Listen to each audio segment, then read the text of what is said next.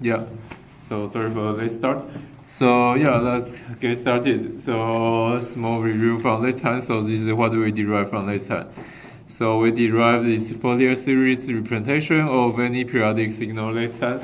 We see that any periodic signal we can write it as this linear combination of those harmonic related complex exponential e to the jk omega naught t, where omega naught is 2 pi divided by big T, where big T is the period here. Okay, so omega naught equal to 2 pi divided by big T. And so those are the 5 Ks, so the K is harmonic complex exponential with a K here. And it's a linear combination. So since each one of them is periodic with period big T, linear combination of them is still periodic with period big T. But the interesting thing we show is that almost everything we can have. So I guess today very soon we are going to see when this hold. But we see that at least. Things like for every signal, we can always find this. For every periodic signal, we can always find this unique representation of some linear combination of periodic. This representation as a linear combination of harmonically related complex exponential, and they can calculate AK this way. It has a very explicit formula: AK equal to 1 over big T. And integration over one period xot times e to the minus jk omega naught t dt. Okay, so we have those two equations, and this form of two equations we are going to see many times for different forms. For now, we are going to see this between. We are going to see these periodic signals. So we have a periodic signal xot. And we think of this kind of like a transformation between xot and ak. So we can express this signal obviously by writing down xot, or we can also express it as writing down ak, because if you have the ak, you can calculate xot with this synthesis equation, and if you have xot, you can calculate those ak by this analysis equation. Okay, so and this will basically told you everything about the Fourier series, but today we are going to see some convergence issue. So, first we are going to see two things today. So first we are going to see about convergence issue of those two representations. So I say that every periodic signal you can write it this way, but actually there is some convergence issue for very base signals, and also we are going to see properties on those AK. So properties on basically when you transfer x over t, what happens to those AK. Okay, and yeah, so that's a small review. And today let's keep going on our examples. So last time we see two examples of calculating Fourier series coefficients, and they are very easy. So you don't need to do the integration. You just look at the signal because it's sign.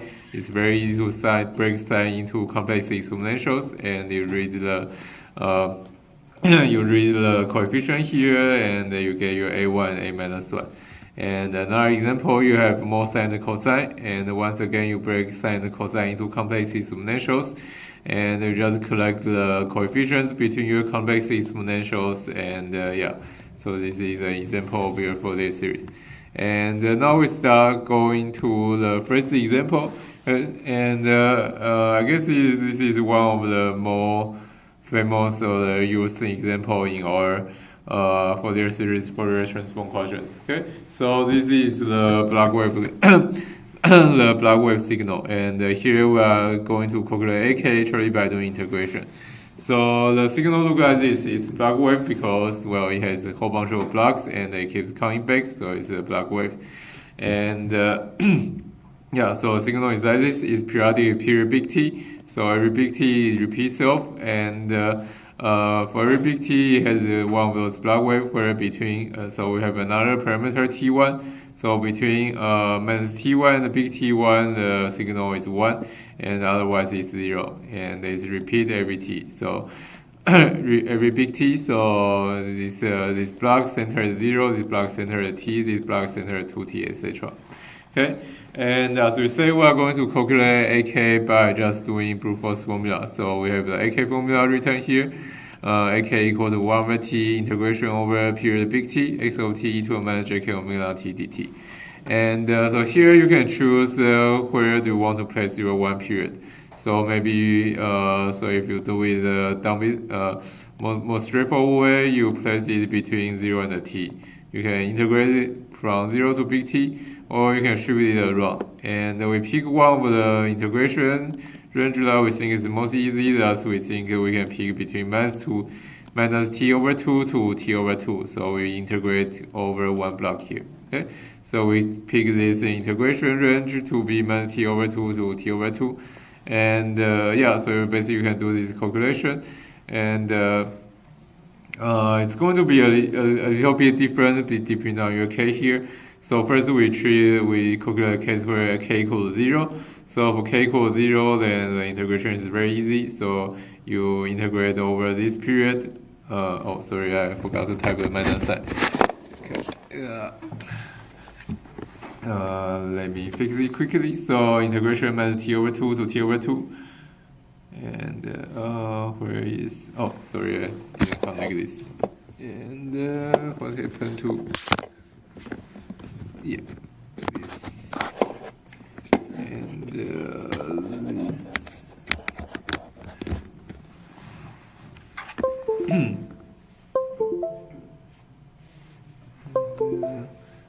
Let me see. Okay, finally. Okay, so minus T over 2 to T over 2, and here it should be minus T1 to T1. Kiss me. And yeah, so for K equals 0, you don't have this complex exponential part, so you are just integrating over your signal.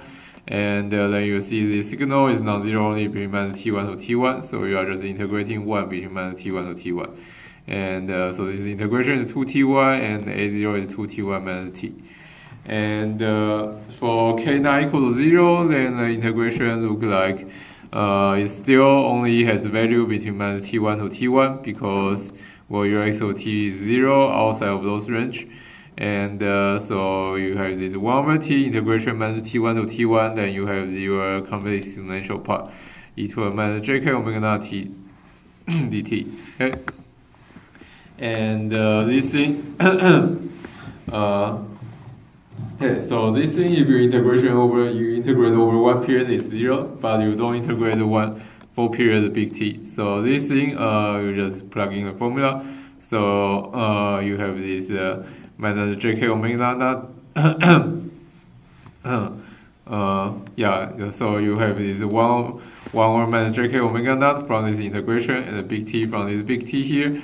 And then the rest of the thing has the upper bound, lower bound, equal minus JK omega T with small t being T1 or minus T1. Okay, so we plug in things, then you see this is yeah, is this form.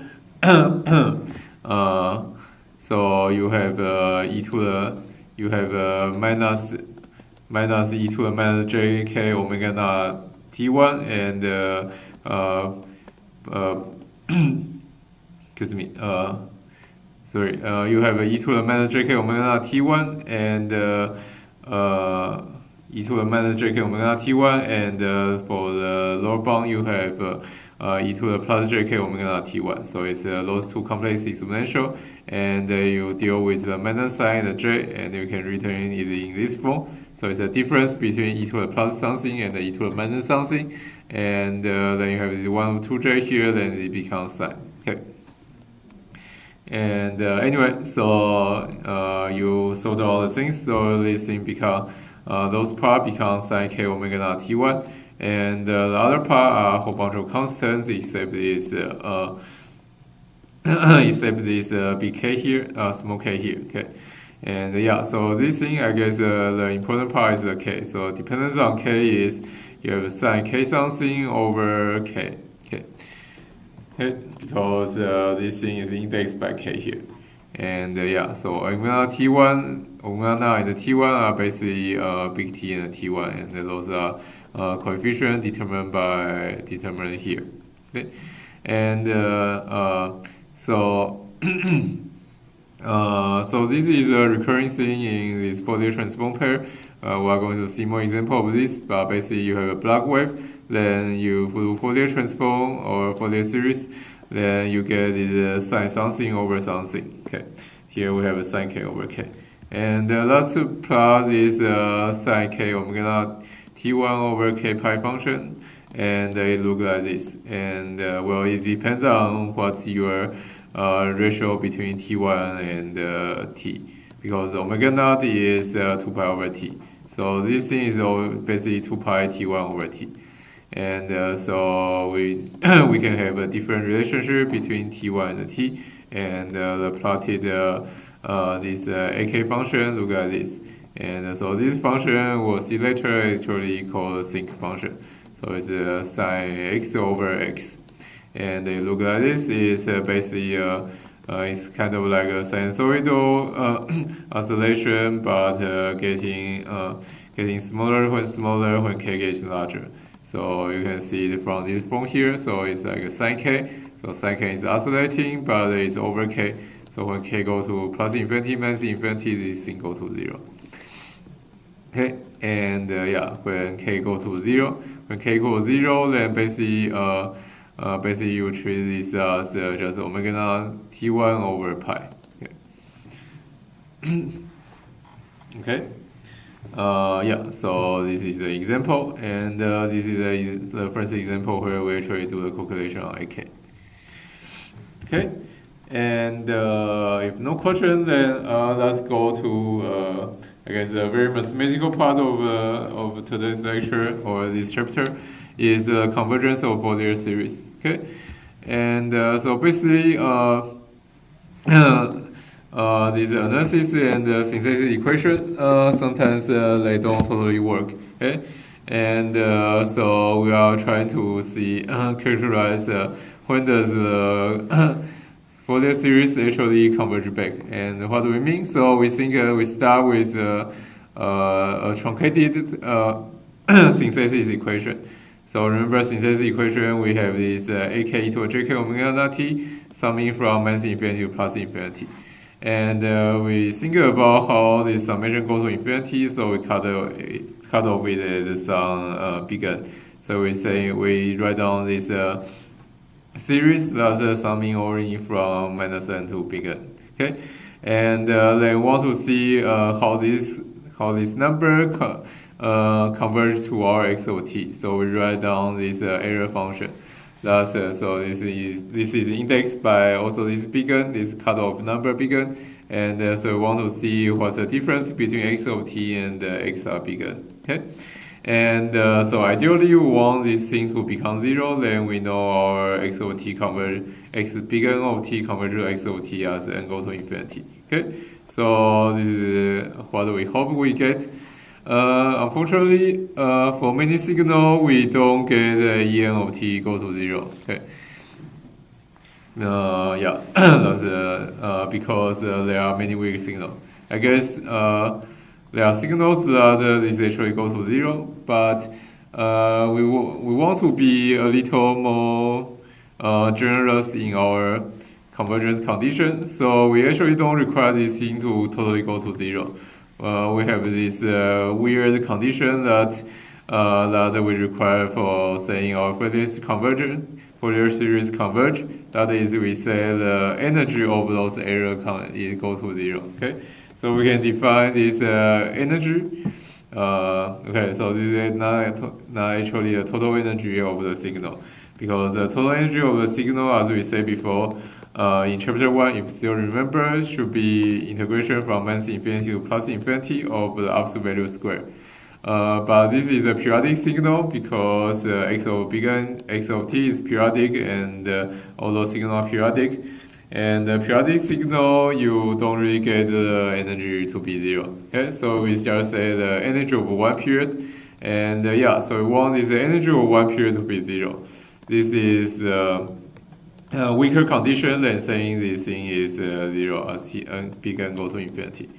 Okay, so as big N goes to infinity, we want this energy of the error go to 0. This is our convergence condition. Okay. And yeah. So yeah. And also, so we are talking about the story kind of in a big weird order, okay? And then what's also AK, and we think about, so we start with the XOT, and with our AK is calculated by the analysis equation. So AK is calculated from this analysis equation. And so here I have an extra slide that tells you about the reasoning of our testing convergence here. So yeah, so we want to see whether we can express some periodic signal XOT as a Fourier series. So we start with XOT is periodic with some period big T, and then we can calculate the AK, or we try to calculate AK by the synthesis equation. Okay. Sorry, this is the analysis equation. So we calculate the AK from XOT by the analysis equation, and yeah, and then from this we can compose AK back to this XR biggen. That use some of the AK e to a JK omega t. So this is a truncated synthesis equation. So truncated the K from mass biggen to biggen. Okay. And then we see how the error between our approximation come back to what's the error between our approximation and our true signal XOT. So we calculate this EN, that's the difference between XOT and this XN of T, which we get from the kind of going through a circle. So we go from XOT to AK, then can come from AK back to XN of T, and want to see as XN of T what happened to XN of T as n goes to infinity, and hopefully we get back to XOT, and the error is this XOT minus XN of T. And as we say, we want to have the energy of EN go. Our condition we are taking is based in this energy of this EN of T goes to 0 as n goes to infinity. We want this thing to happen. Okay. So this is the idea of testing whether Fourier series representation work on some XOT. Okay. And so there are basically two places this check can go wrong. And so the first one is sometimes you cannot even get AK. Okay. So first place to go wrong is here. So you try to do this integration, and this integration might just diverge for some K. Then you see this way the totally doesn't work out because you cannot even calculate AK.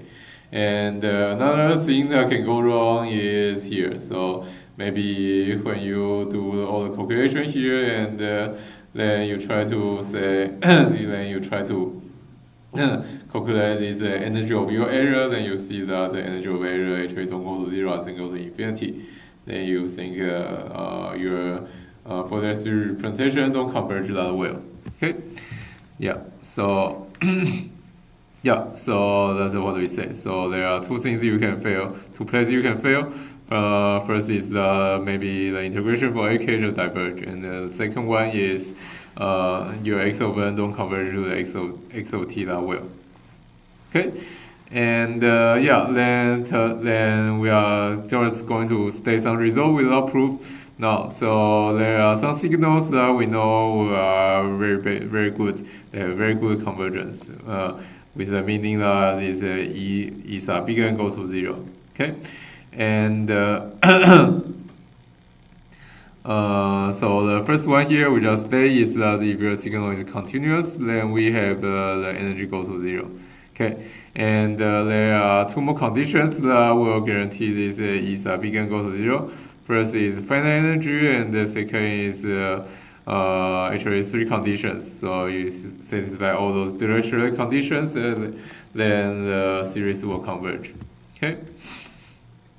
Okay, and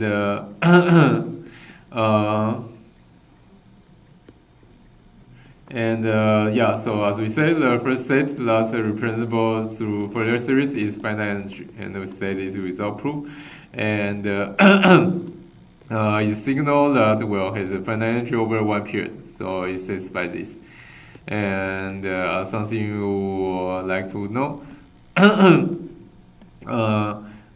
This is useful later, but you can prove from this equation. You can also prove that the signal is how should I say? Is absolute integral is also bounded. So absolute square integral is bounded, and then this absolute value integral over one period is also bounded. You can check by this expression, and as we will see very soon, this will if you have this condition, this guarantee that the AK will be finite. Okay, and also here then. I guess that goes through a proof a little bit here. So this is just a bit of algebraic trick. So we know this integration of xt absolute value square is finite. Then you add this big T as a number here, then you will still be finite because the period should be a finite number. Okay. And why we want to do this, because we are try to add a 1 here. So big T is just the integration of 1. So you are integrating over, so integration of your signal absolute value square plus 1 is a finite number. And because this is a positive number, then any positive number plus square plus 1 is always bigger than the number itself. So this integration is bigger than the integration of just absolute value of x of t. And so this integration of x of t is finite. Okay, and yeah, so basically here later we'll show that this means that the integration of AK will be finite. And here we just claim without proof. This means that the energy difference will be 0. Okay, the energy of the approximation area will go to 0 as n go to infinity. Okay, yeah, here is just the same thing written in formula again. Okay, and yeah, as we say, it's worth to note a little bit that this big E sub n goes to 0 doesn't mean E of t goes to 0. Okay, we're going to see an example at the end of this subsection. Okay, sorry, end of this section. Okay. But anyway, we still think that yeah, so that just means that our x sub big N, it has no energy difference to our x of t, and then we think this x sub big N go to infinity, x of t are basically the same signal because their difference has no energy. Okay, this is quite a bit. Okay, so we already have two conditions that we think satisfy convergence of Fourier series, at least in terms of energy. First is continuous, and the second is finite energy. And the third one, those three Dirichlet conditions, is a very general set of conditions that can satisfy all signals. Okay, and we see the result first. So if all three Dirichlet conditions are satisfied, then we have this kind of convergence. We say that for every t as n go to infinity, xn of t go to x of t. Okay, so this is I guess it's a bit stronger than our energy convergence. Okay, so basically En of t go to 0 for every fixed t, but this still doesn't mean En of t go to 0 at every doesn't mean En of t go to 0. This is very weird. We are going to see an example later. Okay, but anyway, so for every t as n go to infinity, xn of t go to x of t, except for isolated value of t, which x of t is discontinuous. Okay, and the discontinuity, the Fourier series will converge to the average of the left limit and the right limit. Okay. So what do we mean by discontinuity? Here we have a bit of sketch. So in our block wave example, then we have a discontinuity between the 0 portion and the 1 portion, and it means that the Fourier series will converge 1 over 2 at this jump point. Okay. But anyway, let's see the three delicious condition first. And the first condition is the condition that we see before, is x of t being absolutely integrable. Okay. Oh yeah. So I guess we actually see this condition before when we talk about stability in terms of the impulse response. Okay.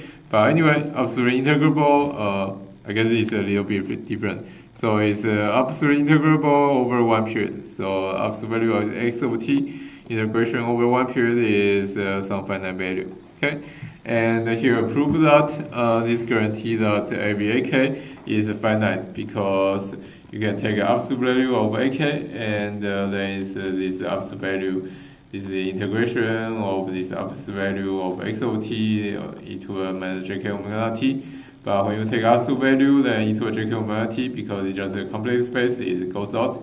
Then it's just integration of x of t. And yeah, so this thing should be finite if integration of x of t is finite. Okay, and yeah, so we see that if the signal is absolutely integrable, then all the AK are finite. So the first way of not getting converging signal is out. And then we get so then we get an example that's kind of funny. So we get a counter example of things that's absolutely integrable. So we get something that violates this condition to give you idea about what this condition is about. And signal is that violates condition 1 is this x of t is 1 over t, repeating itself between 0 and 1. Okay. And so you see this is a diverging signal equal to infinity as t goes to infinity, and go to infinity with this 1 over t trend. And this thing, when you try to do integration, then you will blow up as log. So this is going to be like a log 0, which goes to infinity. Okay, because log t when you do integration, 1 over t into integration is log t. And log t goes to infinity as t goes to infinity. Okay, so that's condition number 1, absolutely integrable. And condition number 2 is bounded variation. So it means that there is a finite number of maximum and minimum for the signal. And once again, to give you an idea about what this condition is about, we give you something that doesn't satisfy this condition. Okay. Something that doesn't satisfy this condition is this funny signal x of t equal to sine 2 pi over t. And so this signal is sine of something that goes to infinity as t goes to 0. Because 1 over t goes to infinity as t goes to 0. So this signal when t goes to 0 is oscillating faster and faster. And there is infinite number of maximum and minimum here because, well, yeah, as t goes to 0 is go to infinity, and as t goes to 0 is 2 pi over t goes to infinity. So there is infinite number of oscillations when you go to 0, and so this value is condition of finite number of maximum and minimum. Okay, and the third condition is you also need to have a finite number of discontinuity. And yeah, once again, something violate this condition is this. So you have a staircase function. So you think about you have a staircase that's going to be smaller and smaller in a geometric series. Okay, so you have some staircase between 0 and 1/2, and another staircase between 1/2 and 4/3, and another staircase is with 1/8, etc. So you can have those staircases with being 1/2 each time, and you have an infinite number of stairs, then you will have infinite number of discontinuity. Okay, so those are some examples that can violate your Dirichlet conditions. But anyway, but you also see that the Dirichlet conditions are pretty, maybe I should say, generous conditions. Okay, so it's pretty hard to violate those conditions, and then with mathematical guarantee, we have that If you satisfy all three differential conditions, then your Fourier series representation will have this good convergence. So for every t as n go to big N go to infinity, xn of t go to x of t. And one of the signal that satisfy the differential condition is our black wave signal we just have at the beginning of today. Okay, even though it has those big jumps, you see that. So I guess let's go back. It should be around here. Okay, a little more. Okay, so this signal, even though it has a lot of discontinuities and those weird sharp edge, we see that it satisfies all three differential conditions because over one period the integration is finite. Integration is like 2t1, and the number of maximum and the minimum is finite. There is one maximum here and one or two minimum here, depending on how you count. And also, the number of discontinuity is finite. There is two discontinuity in one period. Okay, so it satisfies all three differential conditions and it should converge. And let's see how this thing converge. So let's see how x, we said is x of big N should become x of t. Okay. And then let's see how x of big N converge to x of t as big N goes to infinity. So we have x of big N for n equal to 1 here. So you add up 3 of them, and for n equal to 3 here, you add up 7 of them. And you see this is approaching your black wave. And then you have n equal to 7, n equal to 19. And yeah, so you see your signal look more and more like a black wave. And as we can, at each point t, this x sub n of t should approach your x of t, and also at this discontinuity point, as we say, your Fourier series should converge to the your left limits plus right limit, so it's 1 over 2. Okay, and but there is something funny happen. Okay, so as we say, so we want the xn of t go to x of t, but this don't quite happen. This is, we have a very weird phenomenon happen here. So here you see that we have some weird wiggle here when we try to approximate xn of t. Okay, so we have some weird wiggle here, and we hope it goes out, but turns out that it never totally goes out. Okay. So here is n equal to 79. You see that this looks quite a bit like your black wave now, but you still have this weird wiggle that overshoot a little bit at your discontinuity edge. Okay, and okay, and so this is actually a weird phenomena here. So this phenomena, the weird phenomena here is that this wiggle will never goes out as big N go to infinity. So I mean, you will also always have a wiggle that has some finite height as n go to infinity. Yeah, and but the width of the wiggle will go to 0. Okay, let's first go through. Okay. Okay, so that's really weird. So let's try to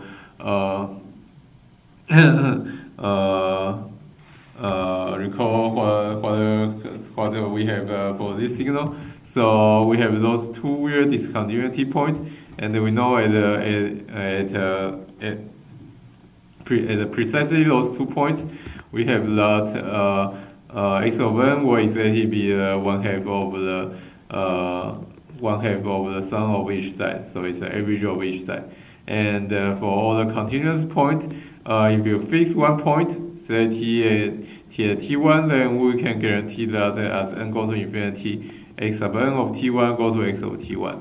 But then there is this weird Gibbs phenomena that is around this discontinuity. You have those ripple and overshoot, and the big N increase, the ripple gets compressed, but the height will stay the same. And yeah, so here we have some value here, so the height will stay as to be at least 0.05 if the black wave has height 1 here.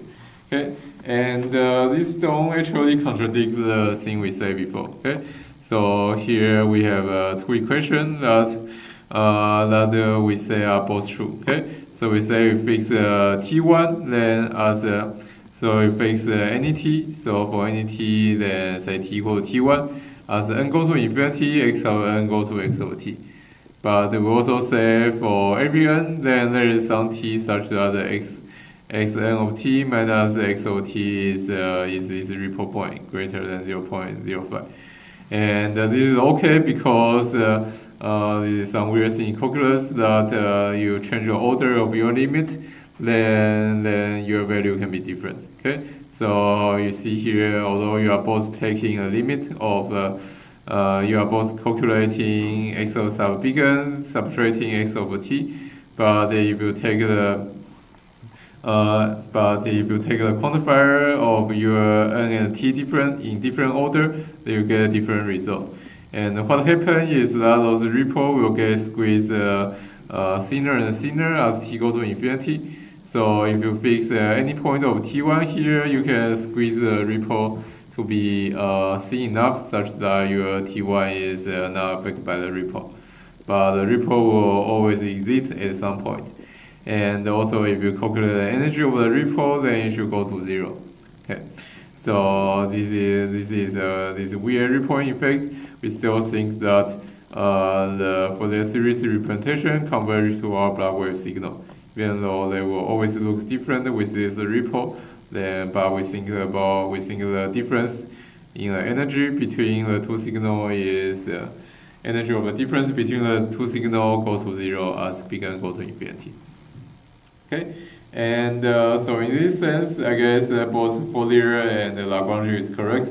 Remember when we started this chapter, we said there is some academic argument about how Fourier series representation can represent the signal with sharp edge or discontinuity.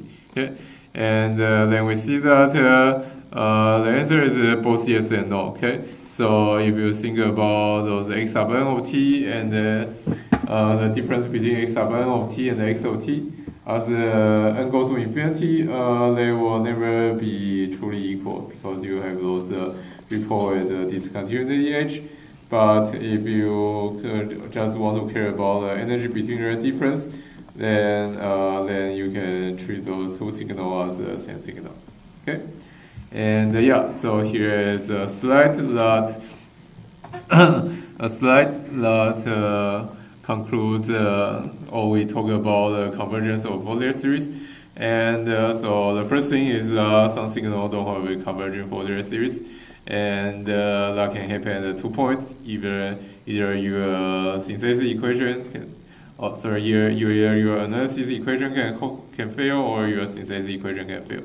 And anyway, we test it by defining those truncated synthesis equation x sub n of t equal to some ak e to jk omega t truncated minus big N to big N. Okay, and we can calculate the energy of the difference, energy of x sub big N and x okay over one period. Okay, and then we argue that if x of t is either continuous or finite energy over one period, then this En goes to 0. And also we have another argument that says something a little different. So we say that we have directional conditions being absolutely integrable, finite min-max, and finite discontinuity. Then we have this different kind of convergence. Then we say xn of t sub n of t go to x of t at every fixed point t. Although, yeah, but remember that it's a fixed point t, but there might still is some. If you switch the order of your quantifier, then for every n, then you might still be able to find some t where they are different. Okay, so it's a very tricky condition to state, and this gives ripple effect can happen. Okay, and I think it's a good time to stop here because next class we'll talk about the properties of a Fourier series. So I guess let's try to take a break early and just come back 10 minutes So we'll come back at start back at 4:23. Everyone's okay. Okay. So yeah, let's leave at this slide and yeah, let's take a break, 10-minute break, and come back at 4:23.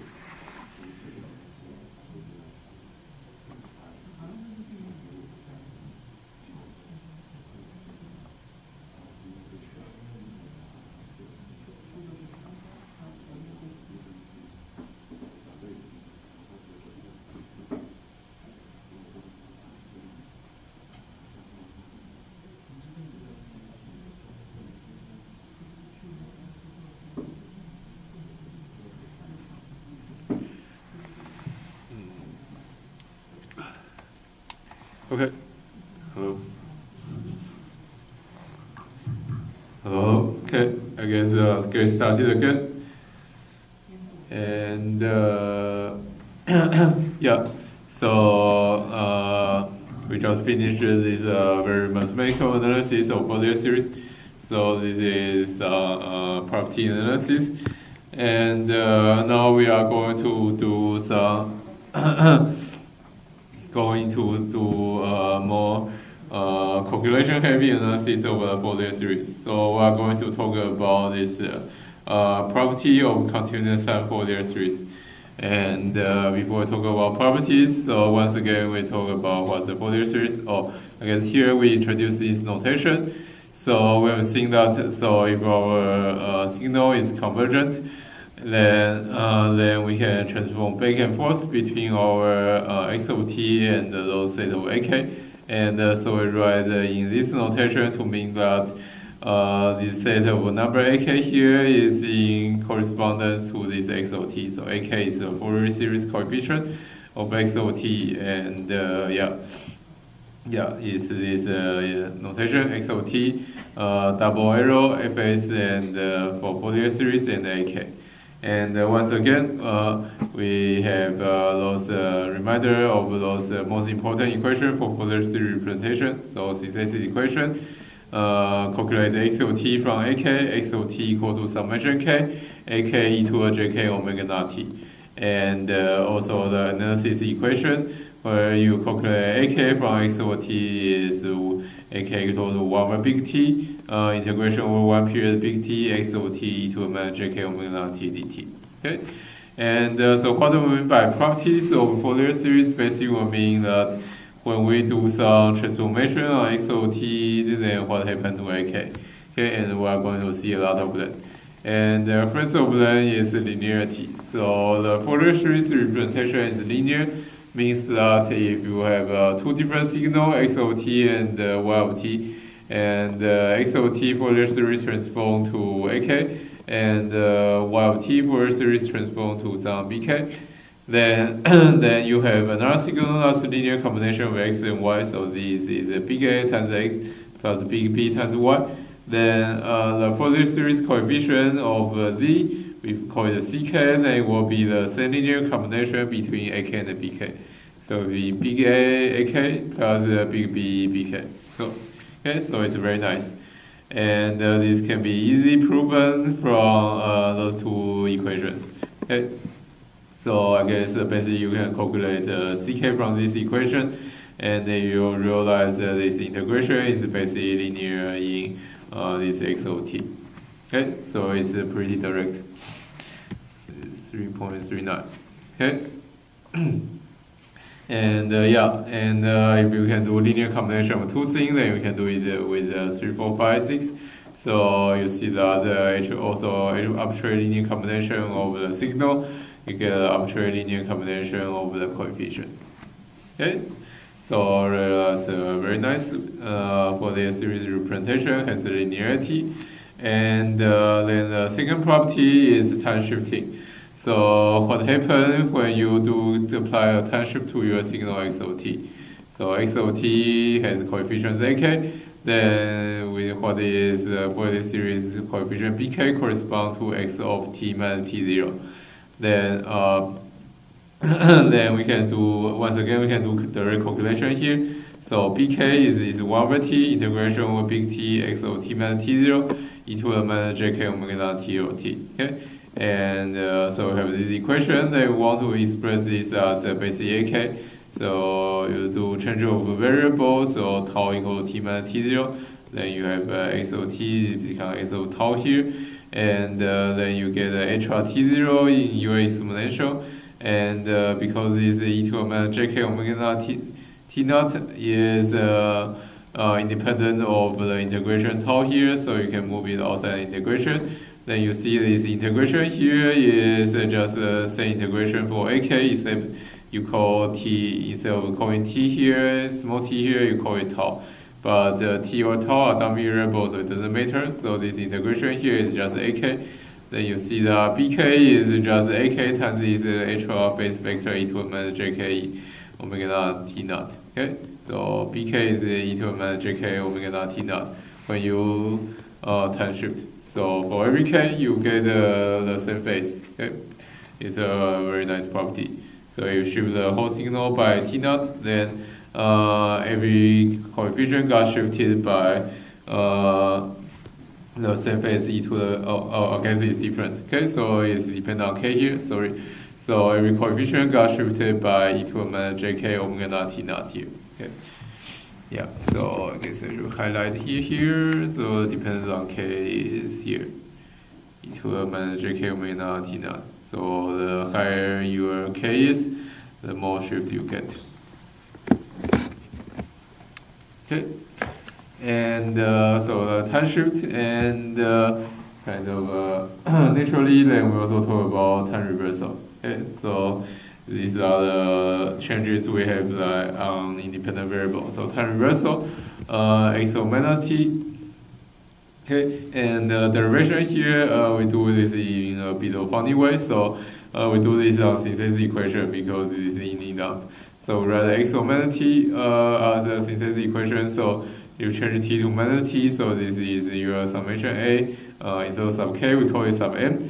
So sub n equal minus j omega t. So because you have minus t, you have the minus sign here.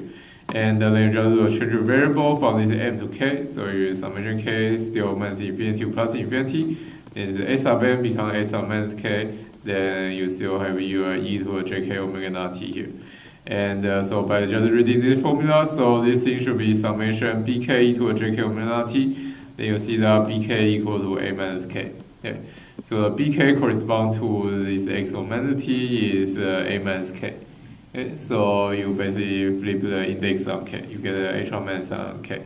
And we write this result with, I feel this is a bit confusing, but I guess you just need to remember this means bk equal minus ak. We write this together as xo minus t Fourier transform to a sub minus k. Okay. So yeah, so this means that the Fourier coefficient bk of this xo minus t equal to ak. Okay, so yeah, so we have time reversal. This is a very clean result. So you get a minus sign on your t, you also get a minus sign on your k. Okay, that's time reversal. Any question? And if not, then we have a bit of a funny part here. So time scaling. So what if you scale your signal with real number a? Okay, your xot become some positive real number at. Okay, xot become x of at, and actually what happens is the none of your ak will change. Okay, because what happens is you write your x of at as similar to this way, so you write in your synthesis equation, so summation k, a sub k to a jk a omega naught t. Okay, so you see your extra a can be actually combined with your omega naught, and this makes sense because what happens is that so say you have a periodic signal like this, and say your a is bigger than 1, and you compress your signal, so your x of at look like this. And what happens is that your period will also get compressed. Okay, so you multiply by a, you will compress your period by a factor of a. Okay, and so the signal does change, but the change is not reflecting your ak. ak is still the same. What changes is your harmonic complex exponentials, because your basically the true omega naught change to a omega naught. So the harmonic complex exponential change when your big T change. Okay, so the signal change, the harmonic exponential change, but the AK stays the same. That's what happened in time scaling with some positive A. Okay, so you can stretch your string signal. You just change your harmonics. So basically change your omega naught, but your AK will stay the same. Okay. And next one is multiplication. Okay, this is a very powerful relationship, and the result is I don't know. I think it's magical. Okay, so maybe let's see the result first. So basically, the result is that you multiply two signals and you do Fourier series representation, and you see that you got your coefficient being the convolution being the convolution of your series coefficient. Okay, so this is really weird. So the derivation is here. I think we can see the derivation later. Okay, but this is a really nice result, and it will be useful much later. So remember, you have multiplication on one side, then you have convolution on the other side. Okay, so you multiply your xot and yt, then the resulting ck is the convolution between ak and bk. This is a summation an b k minus n when n to minus infinity to plus infinity. Okay, and I guess here we jump a little bit. Okay, so ck is summation n to n from minus infinity plus infinity of a sub n, b sub k minus n. But before we just talk about is ak and bk as some set of value. But here what happened is we think a sub k and b sub k and c sub k as a function of k. Then this equation here is the discrete time convolution between a sub k and b sub k. Okay. Yeah. Yeah. So that's a very interesting result. And this also works on the other side. So if you have multiplication on this side, so you have something that's whose Fourier series coefficient is multiplication of two Fourier series coefficient, so ak times bk. Then the corresponding signal will be basically a convolution between x of t and y of t. But here this thing is a bit funny because we have a periodic signal here, so this is like a periodic convolution. Okay. So you see, if you have a usual convolution, then you should have. Oh, sorry, it's very unstable today. Okay, should place it here. Okay. Yeah. So usual convolution, you have x tau, y of t minus tau d tau, tau from minus infinity plus infinity. But once again, you know those things are periodic, so you integrate from minus infinity plus infinity, probably infinity. So this thing you only integrate over one period. So this is like a periodic convolution. Let me write it here. Periodic convolution. Yeah. And this is a general thing in all those Fourier transform pairs. So you have multiplication on one side, and then you have convolution on the other side. Okay. And yeah, very nice property and important to remember. And here we see one of the derivation just give you more experience in algebra.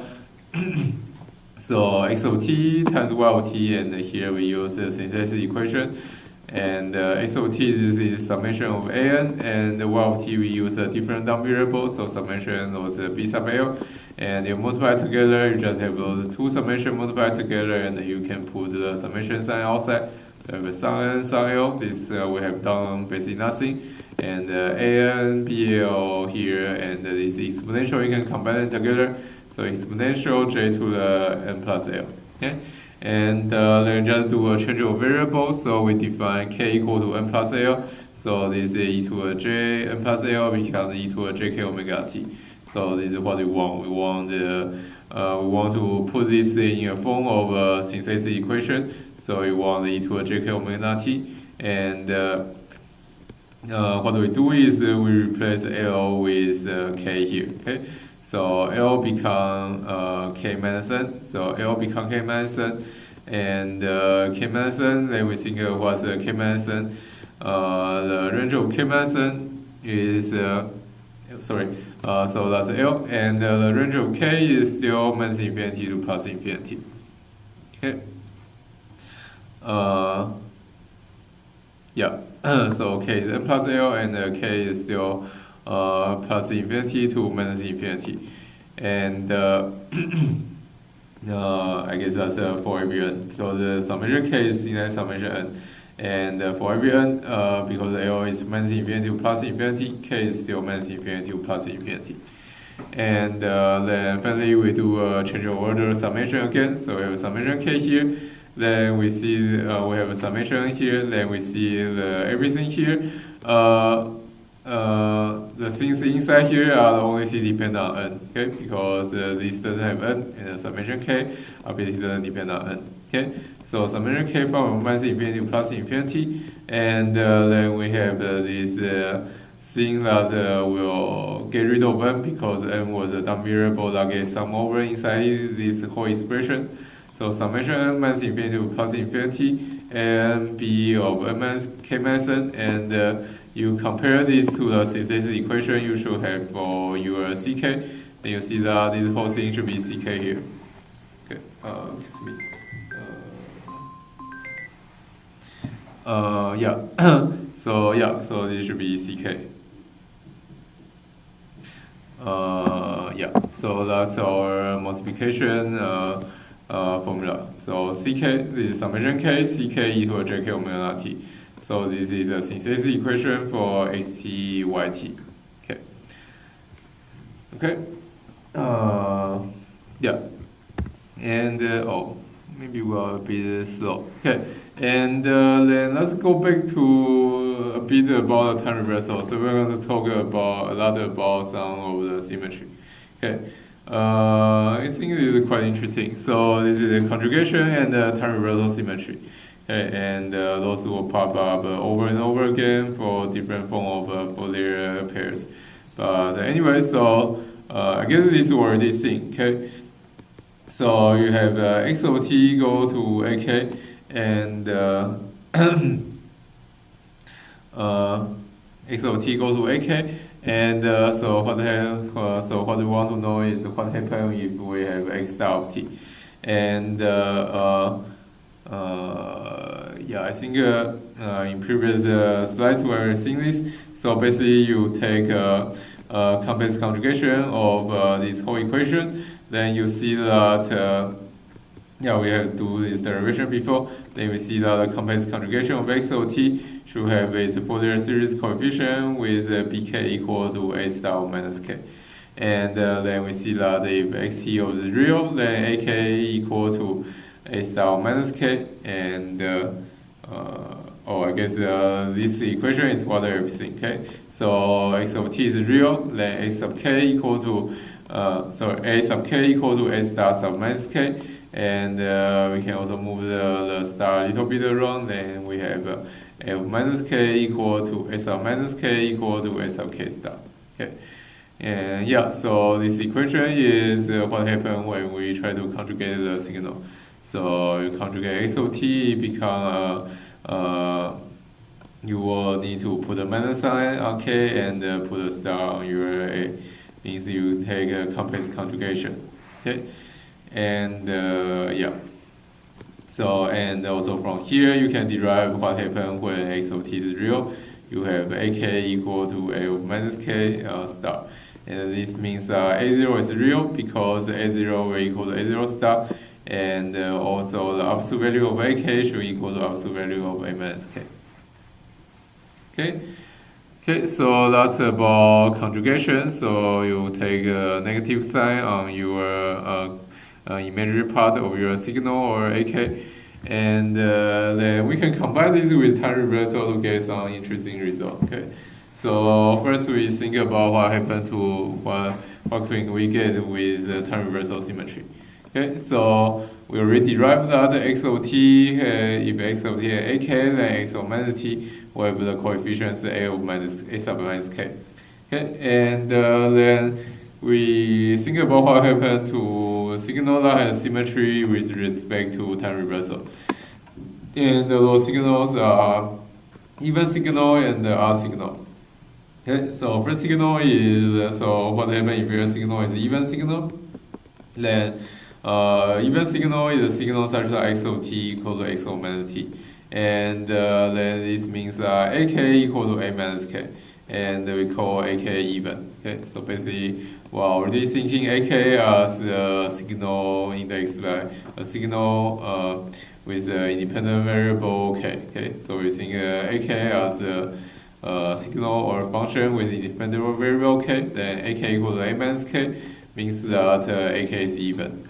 And similarly, if x of t is odd, meaning that x of t equal to minus x of minus t, then you combine this with the linearity, then you see that the ak should equal to a minus k.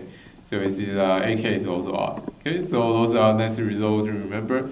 So if x of t is even, then ak is even, x of t is odd, ak is odd. And it's easy to derive the other way. So if ak is even, x of t will be even, ak is odd, x of t is odd. Okay. Those are just I guess you can see more detail in problem 3.42. Okay. Yeah. Okay. And okay, now then we got things more complicated. So we try to combine even and odd with being real or imaginary. Okay.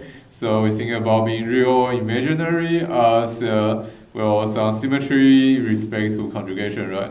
because being real means that you take conjugation and nothing happens. Being imaginary means that you take conjugation and you get minus sign.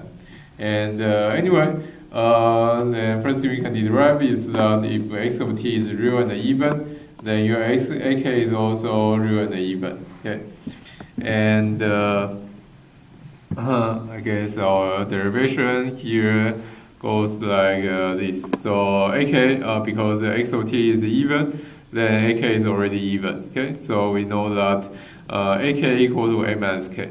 And from this thing here, we know if x of t is real, then ak equal to ak star. Okay, and so this is from x of t even. This is from x of t real, and then from the left hand side of this chain and the right hand side of this chain, we see ak equal to ak star. This means ak is real. Okay. So yeah, we see that the x of t is real and even, ak is real and even. Okay. And similarly, we see that x of t is real and odd. Then ak is be found is imaginary and odd because you combine similar arguments. So ak, you know, is already odd just from the odd here. So ak equal to minus ak from this thing. And then x of t is still real, so this minus a minus k equal to minus ak star from this thing. Okay, minus a minus k equal to minus ak star. And from this and this, you see that ak equal to minus ak star. This means that ak is purely imaginary. Okay, so this is a bit funny because x of t is real and ak become imaginary. But that's what happened. So x of t is real and odd. Then ak is imaginary and odd. Okay, and we can do even more derivation from those results. So so we can decompose. So basically, for any x of t, if it's not if x of t is just real, not sure it's even or odd, then we can actually write it into even and odd component. Okay, and yeah, so this is what we do. So for any x over t, as we know in chapter 1, we can write it as a two component, that's the even component of x over t and odd component of x over t. And it's pretty easy to see that the even component will correspond to, so even component of x over t and odd component of x over t. And you can also write ak to even component, odd component. And for now, it's any x of t. And in your homework, you can show pretty easily that the even component will correspond to even component of x will correspond to even component of a, and the odd component of x will correspond to odd component of a. Okay. And now we add back to x of t is real. Then we have this even component will be real and even, and the odd component will be real and odd, and then we can do those two things. And so the real and even component, their corresponding component will be real and even, and the real and odd component is corresponding component will be imaginary and odd. Okay, and yeah, so because one component is purely real and one component is purely imaginary, then you know, and you know those two components, those two components add back to ak, because you know this component plus this component to ak, and the real and the imaginary decomposition is unique. Okay, and yeah, so we have write that this even component is the real part of ak, and the odd component is the imaginary part of ak. And yeah, so this is what a really interesting result we get. So x of t is real, then the even part of x of t will correspond to the real part of ak, and the odd part of x of t will correspond to the imaginary part of ak. So J imaginary ak. Okay. Yeah. Oh, I guess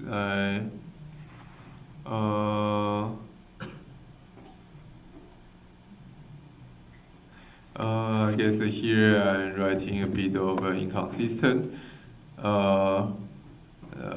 It's a bit weird. So imaginary part should already be an imaginary number, and here I should not have j here. Okay. So let's say our notation is imaginary, just means an imaginary number, so I don't need a j here. I think. Okay.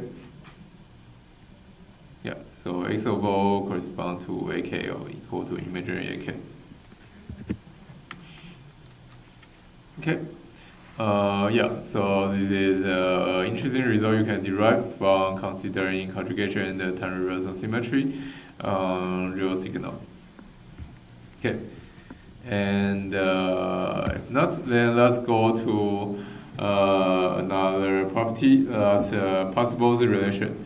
It's quite an interesting relationship. It's very easy to use and it has some physical background.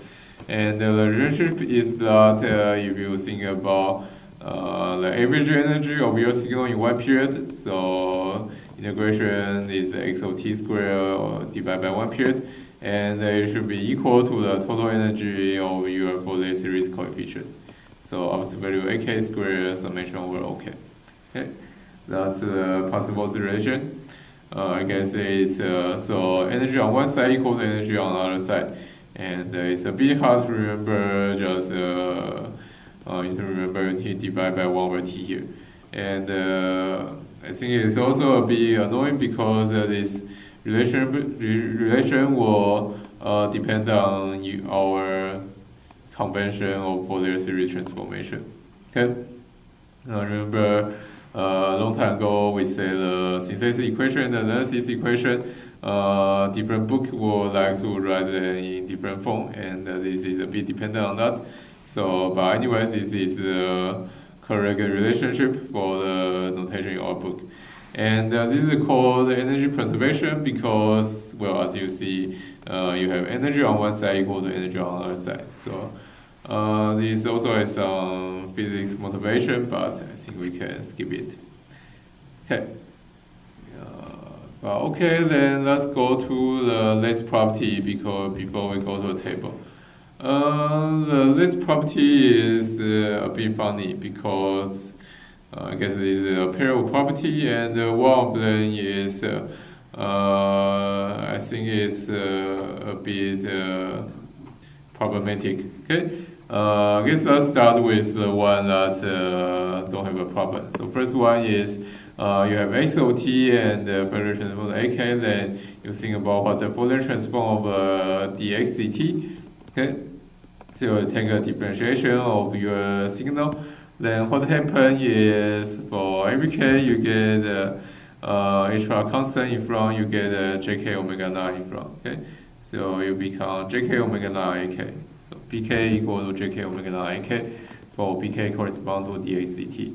Okay, and this can be derived pretty easy. I think, say you can take a synthesis equation, you do ddt both sides, and on this side you see you take a differentiation on t, you get hr jk omega naught down from this exponential. Okay, so this jk omega naught come to this here. So this jk omega naught combined with ak become your bk. Okay, this one is pretty nice. Okay, this is nice to know. The only part is you try to reverse this equation. Okay, so I really don't like this, but it's in a table in the book, so let's talk about this a bit more. Okay, so you try to reverse this formula. So instead of differentiation, then you now do an integral. Okay, so integral on both on this side. So instead of x of t, you have this x of tau d tau integral from minus infinity to t. And you think you should reverse this differentiation, and so you should get 1 over jk omega naught here. Okay, and this looks nice, but you think about this a bit more, you realize this formula is never useful. Because your x of t is a periodic function, and so this integration of x of tau d tau from minus infinity to t is never well defined. Because your x of tau is a periodic function, so what's the value of x of minus infinity? Okay, and yeah, so this is a very well-defined function, and so basically you cannot use this. and but sometimes you still want to calculate the Fourier series correspond to the integration of something that look like the integration of something, and then yeah, so that's an example we'll see. So basically what we do is we'll take the differentiation formula and try to reverse it, and what happens is you will need to calculate your A0 carefully. Okay. Yeah, and we should have enough time to cover that today. So the formula is here because it's in a book, but usually you cannot use this. And anyway, so those are summary of the property we talked about today. And yeah, so we have integration here, and you need to take a special case for A0, but anyway, this is doesn't make much sense. Okay. And then I guess, yeah, that's, yeah, so here this is something you can see yourself for your review. I guess I'll jump straightforward into this differentiation and the integration and the integration example. This is this part of today's lecture. Okay, and so we start with, well, nothing to do with differentiation and integration. This is just testing on our time reversal and scaling. Okay, we have,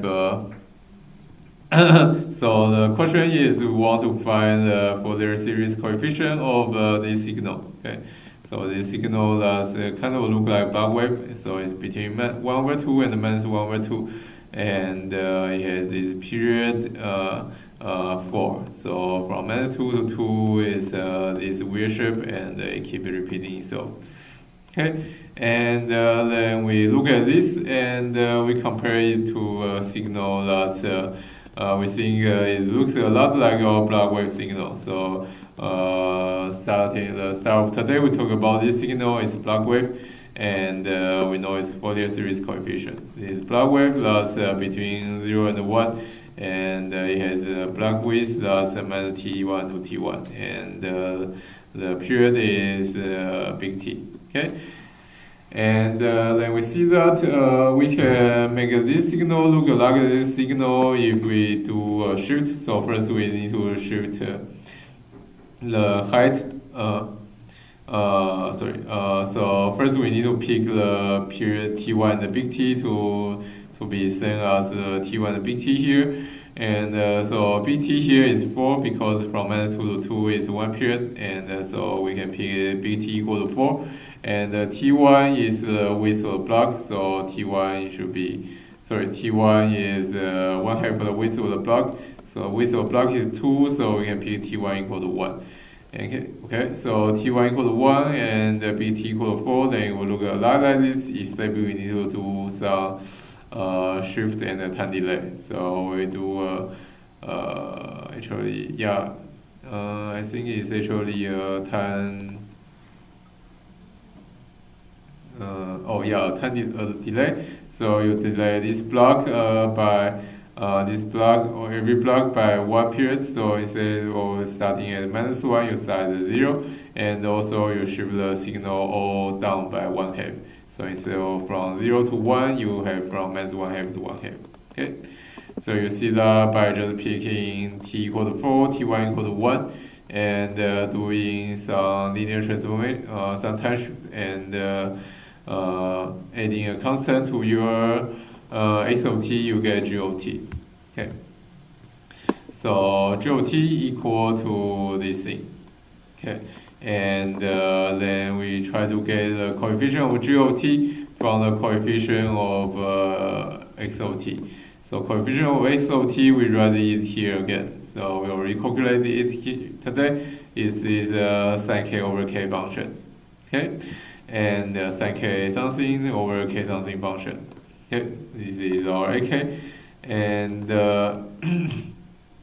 I guess we can do more calculation here. So we had omega naught T1 here, and we know omega T1 is 2 pi over T times T1, and with T1 and the T value here, you have omega naught T1 equal to pi over 2. So the thing inside here is pi over 2. Okay, And then we try to shift into GOT one by one. So first, we calculate the series coefficient of XOT minus 1 and the time shift. And by the time shift property, so time shift property is here. And so T minus T1, then you get the extra, it's really small here. I don't think you can see. Let me try to be bigger. You get the extra e to the jk omega naught T naught on your AK. Okay? Extra e to a jk omega naught T naught. And e to a minus, so every bk is ak e to a minus jk. Omega naught T naught will be this pi over 2, just like this thing here.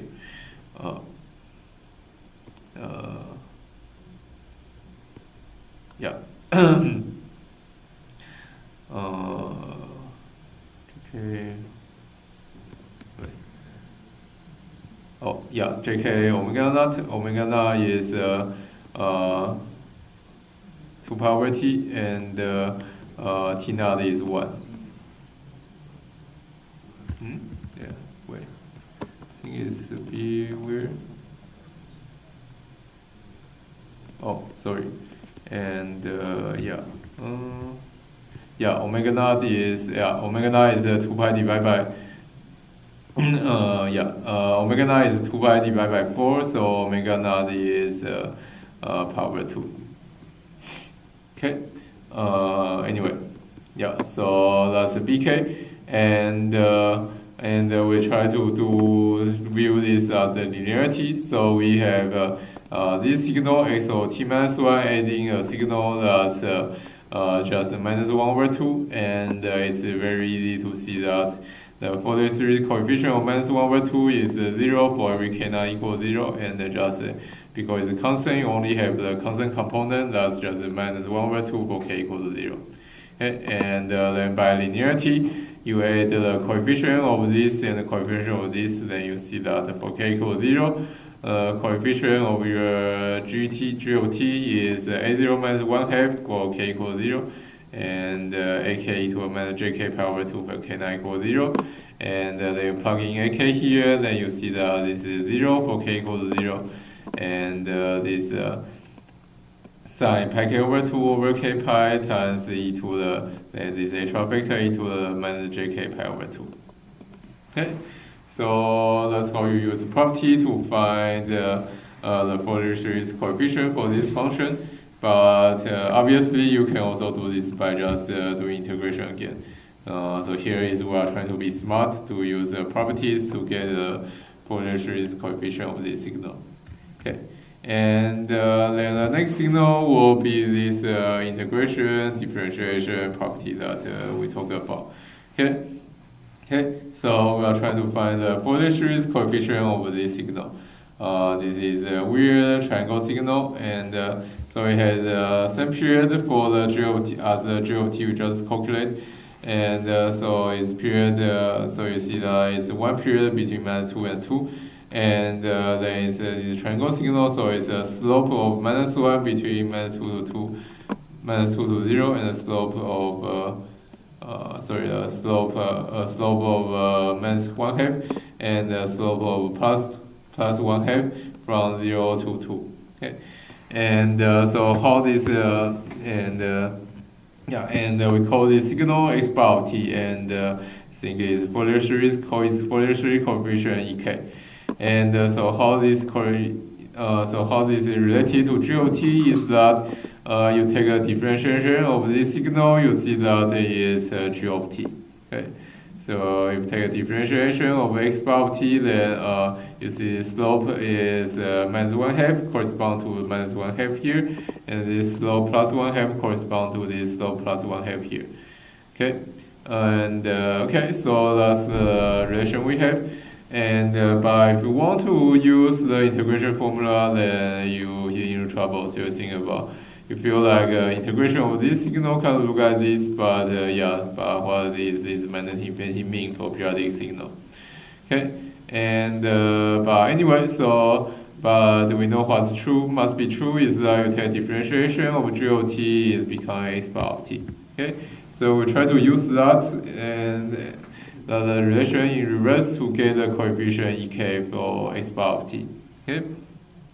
So we know dx bar of t dt equal to g of t, and we already calculate dk here. This dk from previous example, and from the differentiation formula we have that dk should equal to jk omega naught times ek.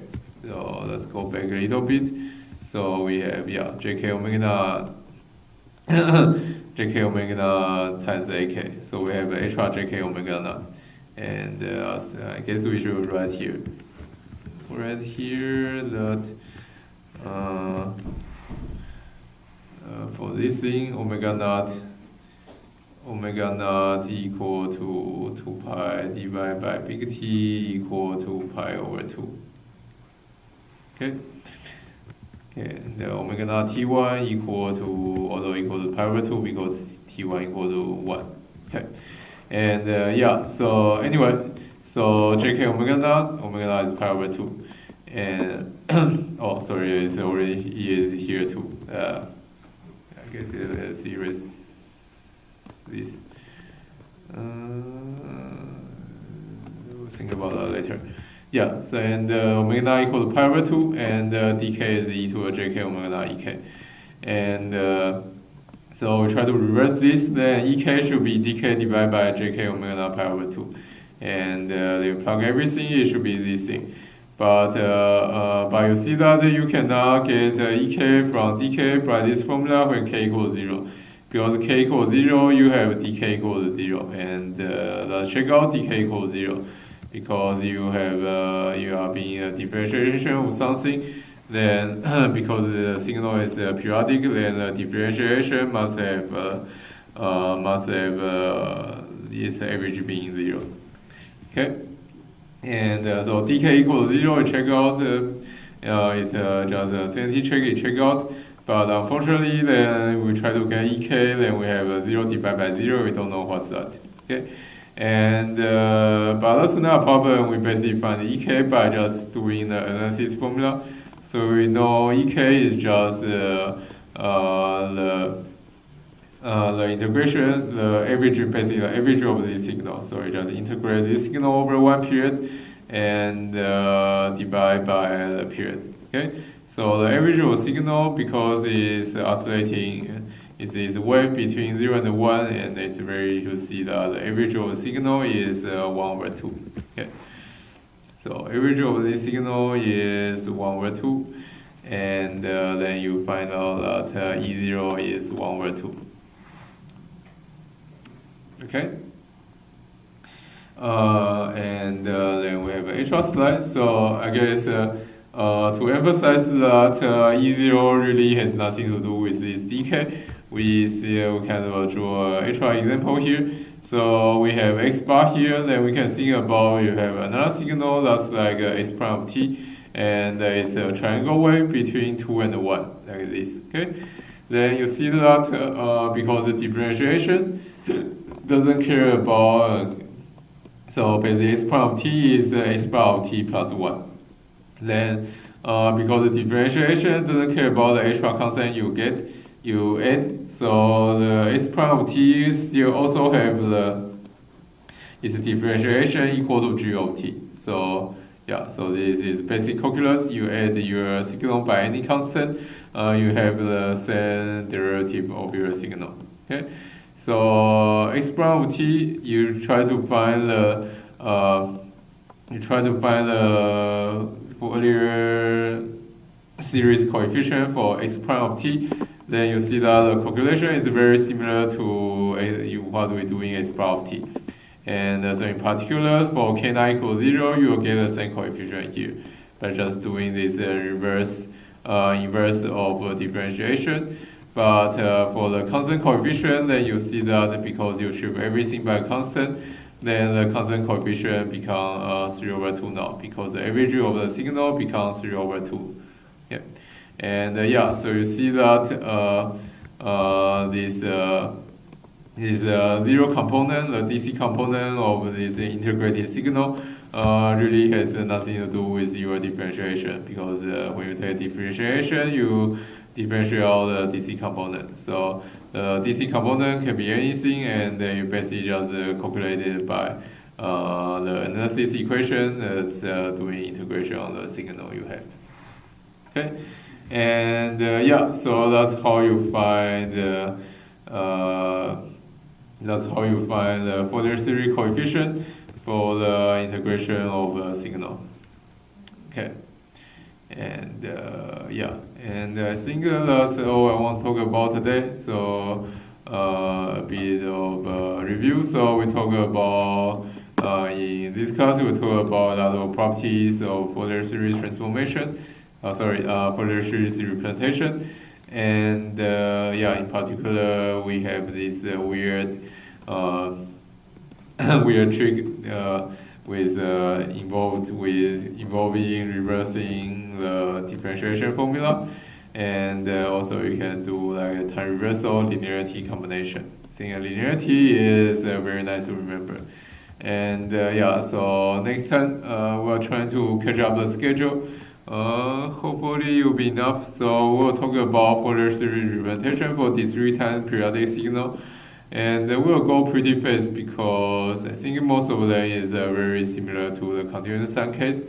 Well, there is still something different, we'll see. Okay, but a lot of them are similar to continuous sine case. So yeah, we're going to do over this, and then let's see if we have enough time. We'll go back to LTI system and talk about how we analyze the LTI system. Now we can know how to decompose our signal into Fourier series coefficients. Okay, yeah, so that's it, and see you on Thursday. Let's take let's stop early today.